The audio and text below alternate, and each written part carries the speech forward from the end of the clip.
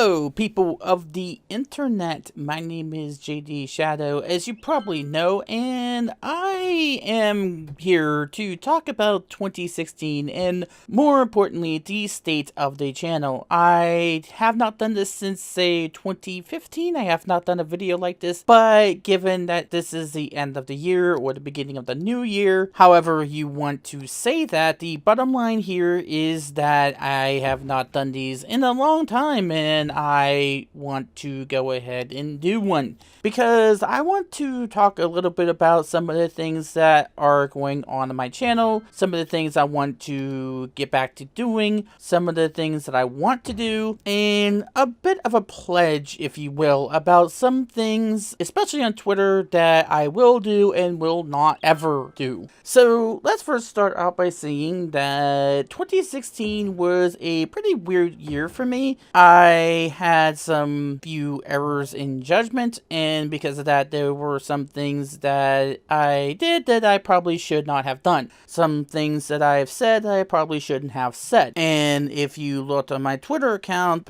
maybe April or May of last year, you'll probably understand what one of those things are. I had live tweeted about a show, and I'm not going to say what show it is because, quite frankly, if you were there, you probably know what I'm talking about. But in the interim of that, after that, I kind of got some heat for that, and it led to me losing a few acquaintances slash friends, and that was not pleasant. Now, this in turn sparked a pretty small yet interesting controversy about the manner of live tweeting, and I was wanting to delve into that at some point in time, but the time and the whole depression about what had occurred got the better of me, and I just didn't get around to it. I do understand the nature of which I did might have been a little too much, and I obviously do not do that anymore, but I think that conversation is something that I do believe can be interesting because a lot of people have some differing opinions about that. So I would like to know in the comments down below what you guys think about me maybe bringing something like that up if it warrants a discussion. And yeah, my viewpoints have changed ever since I started doing that and ever since I had done so. But let's get to some other things that are more positive about the channel. Basically put, I had in the span of a couple weeks finished finally the Miraculous Ladybug reactions. I had finally gotten to recording, watching, and editing all of those episodes. It wasn't necessarily that I didn't like watching the episodes, because I damn sure did. That is a great show and a great showcase of animation and acting and just all around great story, all around great likable characters. I really did enjoy it, and I do thank my good friend Michelle, Heart Panorama on Twitter, to introducing both me and Lunatic K and the rest of the squad that we have to the show, because that was a good suggestion from her, and no doubt you heard her influence in the background of all of my reaction videos about the show, since her cover of the theme was the background music for a lot of the series. And yes, we are going to do season 2. Yes, we are going to do all the episodes once they come out, and I am going to be better at choosing where I get those episodes in the future, because the quality on iTunes was much better than the quality I got on Nickelodeon's website. I try to be as legal as possible, and that's why I don't just get it from, say, Kiss Anime or Kiss Cartoons or whatever that site is called. But it is during the editing that takes a lot of time. You probably don't think it does, but it actually does. Especially when you do get sidetracked, especially when you do have a small amount of patience like I seem to do sometimes. If there's something that doesn't work within the amount of time that I have in terms of patience, if patience has a time limit, then I do reach mine pretty quickly and I just go get sidetracked and do other things. And that is the bane of just about a lot of YouTubers out there. Editing is what takes up a good bit of time to a lot of YouTubers, and what leads to a good bit of frustration, because you got to get the volume levels right between the show or the game and your voice. You have to be absolutely perfect. You have to be able to be entertaining. and present the content as fairly and accurately as possible, because of course you're also going to be doing a review of it, of course, and because of that, it is going to be kind of nerve-wracking. You want to make sure that whoever gets to see it is going to be able to get a fair representation of both you and the game, or whatever content you decide to present to people. So yeah, it is basically the editing, and any YouTuber is going to tell you that. Every YouTuber is going to mention that, hey, the editing is a load and a half to do, but it's well worth it to see the end result be liked by so many people. I am so happy we got so many new subscribers from that series, and I am sure as hell going to continue to do that. Not because, well, not just because that it gets a good bit of views, but because it is just a great series. Here's the thing, if it's not a 1-star anime, if I don't like it, I just won't do it. I just will not try to find the time to make a video about it. And that's one of the things that I feel as though I do kind of lose in the whole geek gaming culture type of thing. And that is the main slogan for my channel, because it's not because, hey, I'm trying to find what gets me the most money or what gets me the most views, is that I didn't really plan on which type of content I wanted to do the most. I like doing video game content. I like doing anime content. I like talking about news. I like blogging. I like doing all those things. So instead of trying to pick and choose on one of those things that I like doing and then just leave everything else on the wayside, I'll just incorporate every single one of them. I just incorporate everything into one channel. And I think in that respect, sometimes it works for me and sometimes it does work against me. You probably don't know what you're going to get from day to day, and I would like to be more structured on that, but then again, it does lead to me being able to have something always ready to go in the event that some things don't go according to plan. I have a few backlog of videos that I can put up if there is something that I need to, because I just don't have anything else to put up there. However, that does lead to a particular problem that I do want to address, which is the Let's Play videos, because I do feel as though I have left those into afterthoughts. Just put them up there if there is nothing else that I have that is fresh, say an anime reaction or whatever. I want to change that. I want to make the Let's Play content just as much of a part of the channel as everything else that I have put up there. I want that to get as many views as I possibly can get them. The Witcher 3 playthrough, the Metal Gear Solid 5 playthrough, which I'll get to in a minute, because I'm probably suspecting anybody who has watched the latest episodes I put up there are concerned about one particular aspect that I think I need to address. The Division playthrough, although I'll have to drag myself into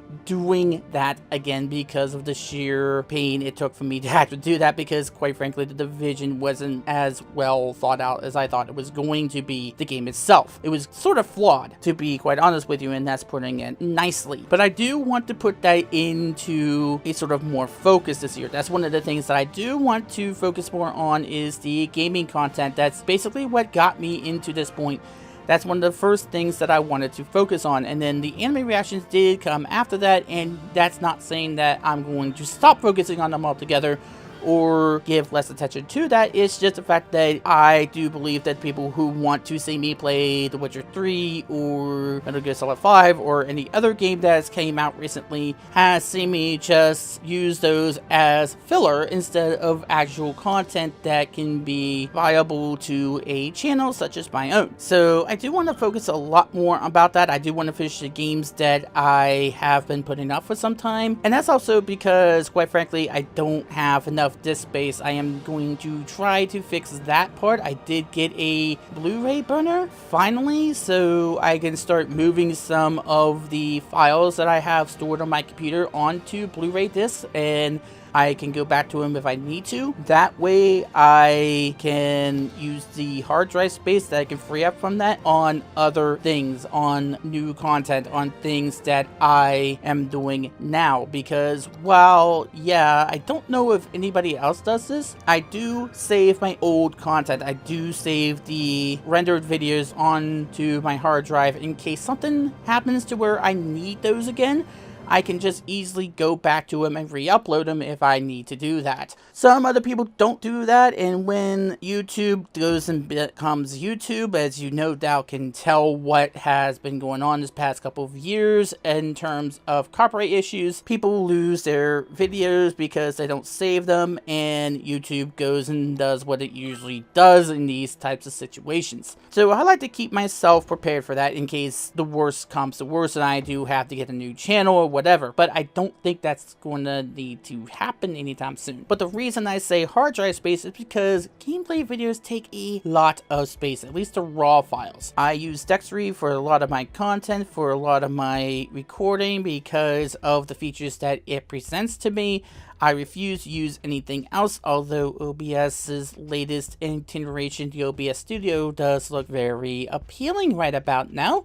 Dextery still is more robust, I do believe, and it gives me a lot more options to work with, so that in of itself is reasons for me to use them. I still use OBS Studio for the streaming on Twitch and of course the anime reactions, but in of itself it is Dextery that is going to be the go-to program for game recording. And until recently, any codec that I use is going to end up with the file taking up a good bit of hard drive space. So I had to find someplace to put everything, and unfortunately right in the moment that issue has made most of my filmings get put off to the side. That and just finding the time to sit down and play those games. I do want to get back to them though, so don't be surprised if you see a good blitz of those games, and probably new games that I have played and new games that I want to play, and those things that I want to focus on.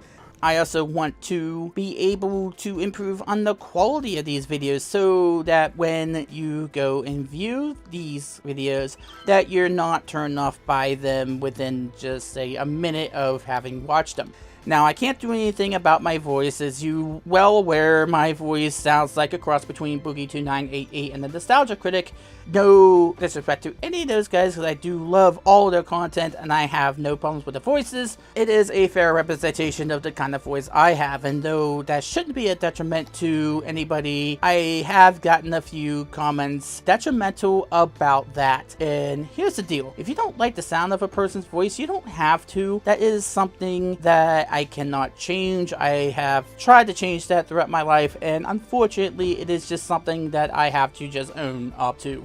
It is just something that I have to make a part of my personality, and I think I have just made it into what I am. It is who I am. It is always going to be something about who I am as a person, and the voice should not have any bearing upon what I present to you. Now, thankfully, those are few and far between as it pertains to how people comment, and I do love that people do comment about my videos and what they think, and even if you do not agree with the viewpoints that I express, it is very touching to me that everybody does take the time to watch and respect and appreciate the kind of things that we do, because it takes up a lot of time for us to do stuff like this, and it is so worth it to put it onto YouTube and to see everybody be appreciative of that sort of content, especially when we get comments from those that say that our videos have brightened their day or had brightened their mood or have put them in a good mood when they were not originally in a good mood, or when someone comments a finally on a episode of a series that has taken us a long time to get back to. It is something that is very appreciative, because it shows that we are having an impact on you and that we are being rewarded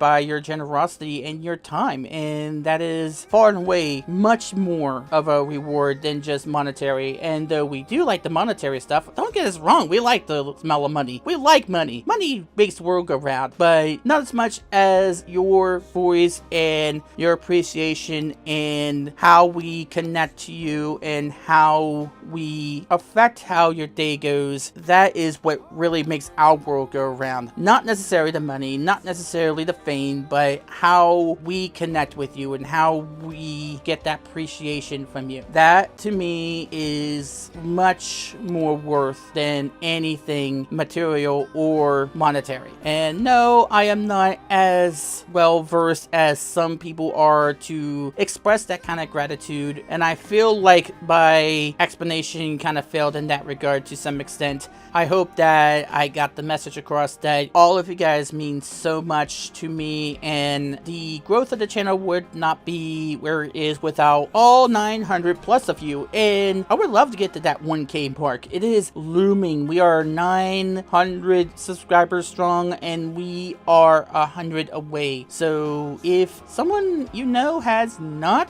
discovered this channel yet, please direct them to this channel. And if you haven't subscribed yet, please do so. It is going to help me a great deal. And it will also help my friends as well. I make no bones about it, about some of my friends and the contributions that they have given to my channel and the ways I try to give back to them.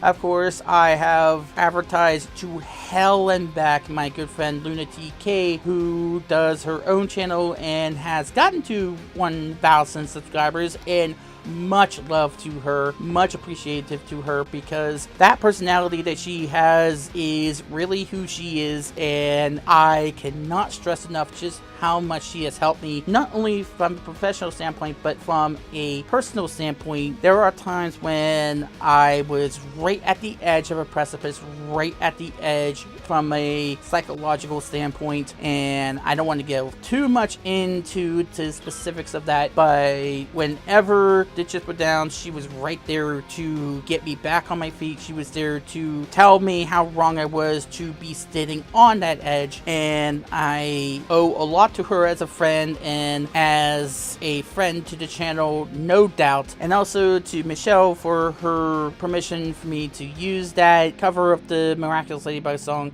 and of course for her continued support of the channel and continued friendship. And also the rest of the squad. If you don't know who they are always in the description down below, and always with links to their own channels and to their Twitters or SoundClouds or whatever applies to them, because they have helped me out through a lot of hard times and tough battles and some definite roadblocks that they have helped me get over, and I would do the same for them, and I have done the same for them. At least I hope that I have. So please show them just as much love as you've showed me. Again, this has nothing to do about fame or fortune. This has everything to do about supporting someone who damn well deserves it, supporting people who do a tremendous job, and those people who work tirelessly in order to be able to put up good quality videos and good quality content and just be all around great people. Go please check them out. They deserve a lot of respect, especially if you like my channel and my content, because I would not be half the person that I am without those people. So please go check them out. As for anime reactions, no, I have not forgotten about either Kill la Kill or Log Horizon. I do have to get back to those at some point in time, but I also have an idea for another anime reaction that I want to check out. Maybe a popular anime that has garnered some critical acclaim in 2016, was probably one of the best animes that people have said was out there. Maybe, hint hint. And also we might have something in store for you, something of a bit of a treat coming up. We'll have to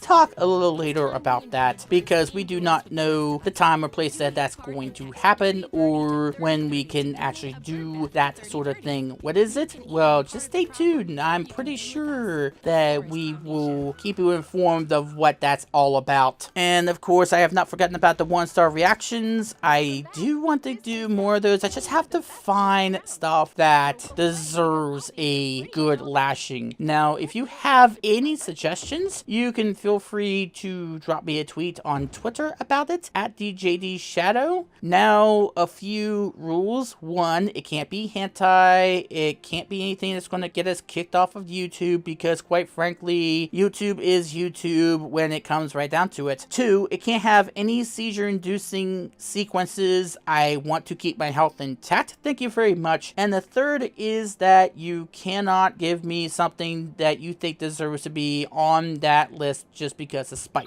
It has to be an anime that a lot of people deem to be bad and just plain horrible. And just for the record, I have already done Skelter Heaven and Mars of Destruction, so do not give me those because that has already been done. But if it's not any of those things, please don't hesitate to drop me a line and I will look into it and see how bad it is, because I do like torturing myself sometimes. Now, finally, I do want to get to the pledge. I do want to say this one thing, and I think this is something that a lot of people probably know by now about me, but I do think I need to address it. First things first, I have not forgotten, and I'm not going to stop supporting Where's the Fair Use or the hashtag. I'm going to continue to call those out on Twitter and on my channel. That is something that I feel very strongly about, because not only have I been affected, but my friends have been affected by the YouTube copyright bot system and the way that YouTube handles copyright situations and the way that people have abused that copyright system.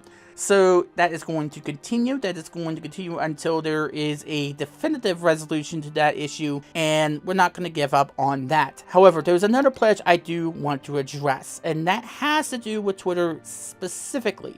You may have noticed a couple times I have quoted something by Thomas Jefferson, and I do want to reiterate that quote. That quote is, "I never considered a difference of opinion in politics, in religion, in philosophy as cause for withdrawing from a friend." Now, I iterate this because of the whole nature behind 2016 and how aggressive and vitriolic we got to differing opinions.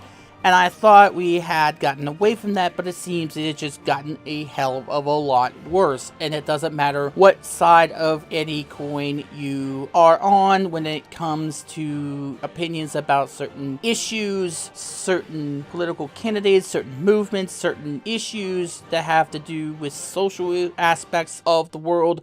Anything of that sort. And I do believe that we have gotten to a point where we have to relearn how to take differing opinions, how we have to get back to treating others' opinions with respect and not immediately bashing them as something they are not. We have to stop labeling people. We have to stop doing things like just shutting people out of our lives just because they might have a different perspective of a political issue or a different opinion about a certain topic that we just knee-jerkily label when we're not even listening to what they're actually saying and taking things out of context and misinterpreting what people are saying or have said. And it's gotten to a point where we treat the littlest things as something more than what they are, that we make mountains out of molehills. We do all these things, and this is something that I have not done, but I have seen within the past 5 or so years, especially with the past couple of years, people just ostracizing others from their lives just because of a different perspective. Not necessarily different opinion,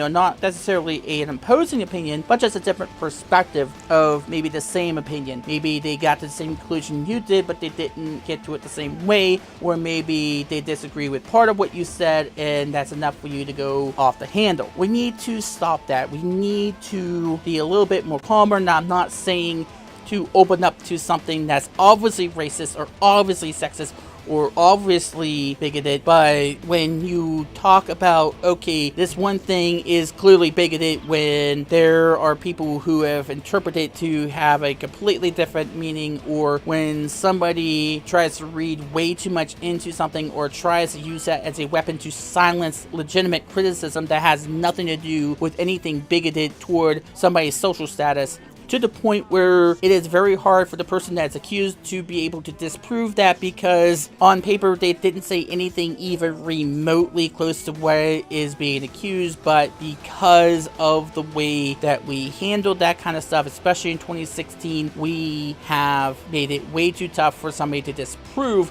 that that is the case. And all you really have to do is look at the history of that person who is being accused to see that is not necessarily what you think it is or what you have been told it is. So with that having been said, and I'm not sure if I explained that right, I'm going to make a pledge to you right now so everybody is well aware of how I view this aspect of things. When it at least comes to Twitter, I am not going to block anybody on Twitter because of a difference of opinion. I am not going to block anybody on Twitter because of different beliefs or philosophies or anything like that. I have seen way too many people use that as a basis for a total blockage on Twitter. I am not going to do that, and I'm going to make sure that you are well aware of that. I do not use any mass block lists on Twitter. I am going to continue to not do that. If it is somebody I want to block on Twitter, I will do it manually. I will never use those things. I will never support anything like that, because I do believe that those things are not being honest to you about the types of people that they have deemed worthy to be on those. There are a lot of things I do believe are wrong with those, and that is why I will personally never use those types of tools. And I will not block anybody on Twitter for that reason. And I implore everybody to heed that idea, to adopt that same pledge, to adopt that same value on social media, because that is one of the ways that we can come closer together as people, to be able to listen to other viewpoints, to be able to look at other opinions objectively. Now, I'm not saying to open yourself up to a pure racist or pure bigoted person. However, differences of opinion need to be more respected. Differences of perspectives about issues that are important to all of us need to be examined. I do believe that everybody wants the same thing. We both want equality. We both want equal representation of every race, religion, gender, or minority within the facet of the law. And I do believe that by listening to how we can get there, to how we can get there without sacrificing other things such as due process or legitimate criticism about a work that somebody has done, the more we can stop the hysteric labeling of people before we're even able to hear a person out. It is things like that, and a call to no longer do the sort of thing that I'm pledging I will not do, that can fix what happened in 2016. It can fix what's been going on within the past 5 or so years. It can fix these issues, but we have to be the ones to do it. We have to be the ones that become the trendsetters. So to anybody who is watching this, who is hearing my words, please be aware that I am not going to be that type of person to use that as liberally as some other people have. And if you're one of those people who have used it liberally, take a second look and see just what you have done to feed into the frame of mind that we have gotten into in 2016, and how that came to pass and what it has caused throughout not just this past year, but throughout history. This is something that needs to change, and we can change it by adopting this thing, by making sure that we are not shutting anybody out just because of a difference of opinion. As Thomas Jefferson had eloquently said, don't ever consider a difference of opinion in politics, in religion, and philosophy as a cause for withdrawing from a friend or from somebody who you might actually like if you just hear them out. And thank you very much for my rambling about the state of this channel. I hope that I made a really good 2016 for you guys on my channel, and I hope that 2017 proves to be just as good for this channel. And please have a safe and happy new year, and please treat each other with all kinds of respect and all kinds of dignity and all kinds of love. Let's make 2017 a great year, because quite frankly 2016, it is not going to be very hard to top that. My name is JD Shadow, and that just happened.